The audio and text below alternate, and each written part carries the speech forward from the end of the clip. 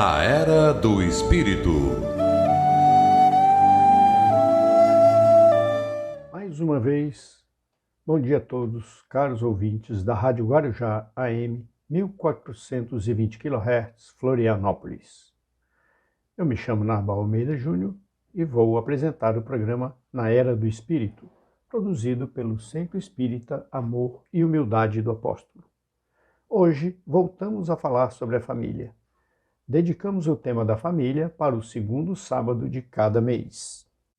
Hoje eu quero falar para vocês sobre a indulgência. Claro que principalmente sobre a indulgência dentro do seio familiar. E para isso vamos começar definindo indulgência. A primeira definição de indulgência vem da Oxford Languages e quer dizer disposição para perdoar culpas ou erros, ou seja, clemência, misericórdia. Outra definição, da mesma fonte, é absolvição de pena, ofensas ou dívida. Isso quer dizer desculpa, perdão. Já o Dicionário Online de Português, ele define indulgência como a facilidade para perdoar os erros cometidos pelos outros, clemência. Ou demonstração de perdão a um castigo, a uma pena, a uma ofensa. Ou ainda, tolerância às ações ou particularidade dos outros. No capítulo 10 do Evangelho sobre o Espiritismo, chamado Bem-aventurados aqueles que são misericordiosos, nós temos todo um subcapítulo a partir do item 16 sobre a indulgência. Particularmente no item 17, nós temos o seguinte texto: Sede indulgentes para com as faltas de outrem, quaisquer que sejam. Não julgueis com severidade, senão as vossas próprias ações. E o Senhor usará de indulgência para convosco, como dela usaste para com os outros. Isso quer dizer que a gente deve perdoar, ser indulgente, com os outros, da mesma forma que a gente faz isso com a gente mesmo. Não adianta eu fazer uma ação, me julgar livre, que essa ação não está fazendo nenhum mal, se a mesma ação feita por uma outra pessoa, eu critico, acho ruim, Às vezes vou ficar bravo, não vou perdoar a pessoa por causa disso. E o texto do Evangelho continua: Sustentai os fortes, encorajai-os à perseverança, fortificai os fracos em lhes mostrando a bondade de Deus, que considera o menor arrependimento. Mostrai a todos o anjo do arrependimento, estendendo sua branca asas sobre as faltas dos homens e revelando-as, assim, aos olhos daquele que não pode ver o que é impuro. Compreendei todos a misericórdia infinita de vosso Pai, e não ouvideis jamais de lhe dizer, pelos vossos pensamentos e, sobretudo, pelos vossos atos. Perdoai as nossas ofensas, como perdoamos àqueles que nos ofenderam. Compreendei bem o valor dessas sublimes palavras. Não só sua letra é admirável, mas também o compromisso que ela encerra. Então, nesse texto do Pai Nosso, ele ressalta exatamente a indulgência. Perdoar os outros da mesma forma que nós esperemos que Deus nos perdoe, que nós mesmos nos perdoamos pelas nossas faltas. Muitas vezes até esquecemos, Prestemos atenção nessas palavras que João, que foi bispo de Bordeaux, ditou em 1862. E agora eu quero ler para vocês o item 19 desse mesmo capítulo. Ninguém sendo perfeito, segue-se que ninguém tem o direito de repreender o próximo. Isso quer dizer o seguinte: ninguém é perfeito, então ninguém tem o direito de repreender o próximo? Essa pergunta os espíritos respondem: seguramente não, uma vez que cada um de vós deve trabalhar para o progresso de todos e, sobretudo, daqueles cuja tutela vos está confiada. Mas é uma razão de o fazer com moderação, com um fim útil, e não como se faz geralmente pelo prazer de denegrir.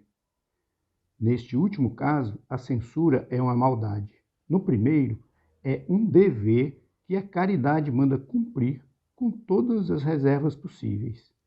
E ainda a censura que se lança sobre os outros, ao mesmo tempo, deve-se dirigi-la a si mesmo e se perguntar se não a terá merecido.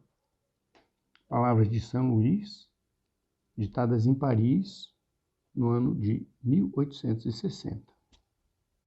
Quero ressaltar aqui o trecho que diz o seguinte: daqueles cuja tutela vos está confiada.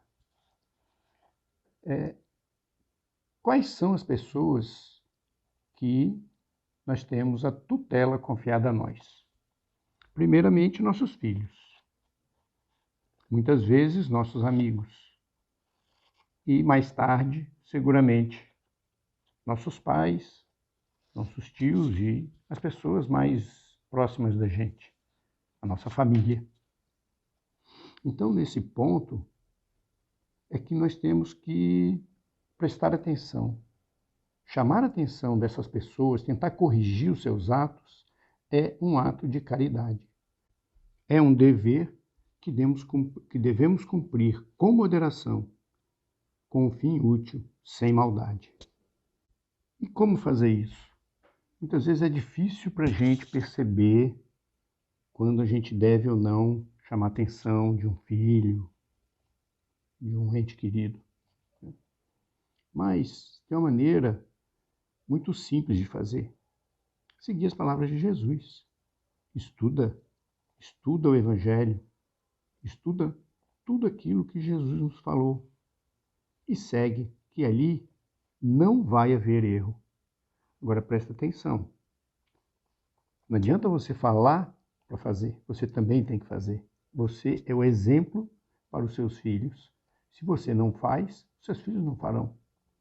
Se você desdenha, seus filhos desdenharão. Então faz com amor e segue as palavras de Jesus. Seguindo, você não vai ter erro. E os seus filhos vão crescer sempre com um bom apoio. E dificilmente vão sair da linha depois de adultos. Porque esta é a base, o alicerce da educação moral que nós devemos passar para os nossos filhos.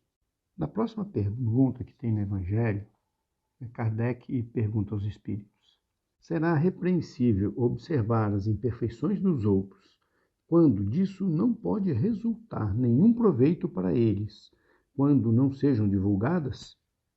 E a resposta dada por São Luís, em Paris, em 1860, é a seguinte: tudo depende da intenção. Certamente, não é proibido ver o mal quando o mal existe. Haveria mesmo inconveniente em não ver por toda parte senão o bem. Essa ilusão prejudicaria o progresso. O erro está em resultar essa observação em detrimento do próximo, depreciando-o sem necessidade na opinião pública. Seria ainda repreensível de não fazê-lo, senão para nisso se comprazer com o sentimento de malevolência e de alegria em apanhar os outros em falha. Ocorre de outro modo quando, lançado um véu sobre o mal para o público, se limita a observá-lo para dele fazer proveito pessoal, quer dizer, para estudá-lo e evitar o que se censura nos outros. Essa observação, aliás, não é útil ao moralista. Como ele pintaria os defeitos da humanidade se não estudasse os modelos? Daqui entendemos que, principalmente quando advertimos nossos tutelados sobre algum erro, não devemos divulgar isso abertamente, a não ser que isso não o prejudique e ainda dê uma lição, sirva de lição para outras pessoas. Nos despedimos por aqui, que todos tenham um ótimo fim de semana, que Deus os ajude e nos acompanhe sempre. Um grande abraço, até a próxima. Na Era do Espírito.